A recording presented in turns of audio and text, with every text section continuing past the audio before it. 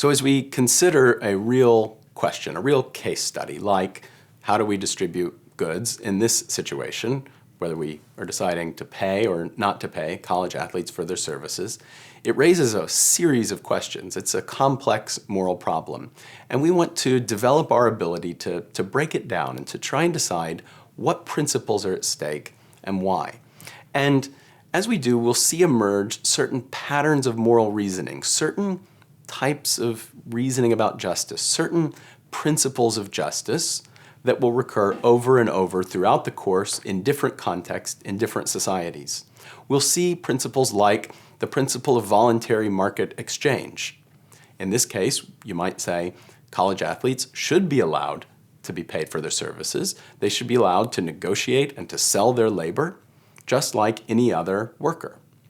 You'll see arguments about the greater good, about utilitarianism. Maybe our system would be greater if we did pay them. We would have people try harder. We would have a better athletic system. We would get more pleasure as a society out of our athletic system if we would properly pay the people who are providing the services.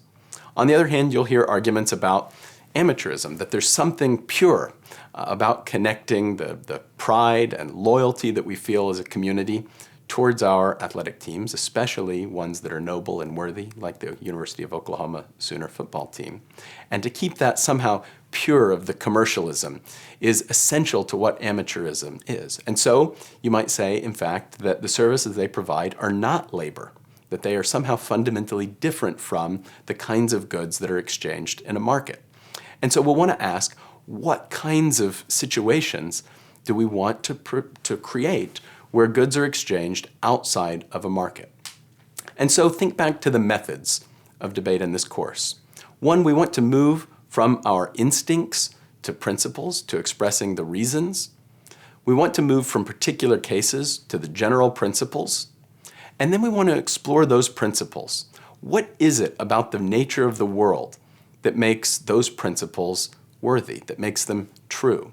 What is it about the nature of humans, or about the nature of human society, or about the nature of the world that makes market exchange a principle of justice, that makes the greater good, that makes amateurism, that makes purity, that makes solidarity? These are the kinds of questions we want to ask throughout this class. And we do it through the use of specific cases. We do it through what Aristotle called phronesis. It's a Greek word that means practical wisdom. Practical wisdom, phronesis. And it's precisely the ability to use our reason to wind our way through difficult, complex moral problems to find the true nature of justice. Aristotle says that phronesis is an intellectual virtue. It's a kind of quality of excellence that can be developed, and that can only be developed by tackling these complex moral problems.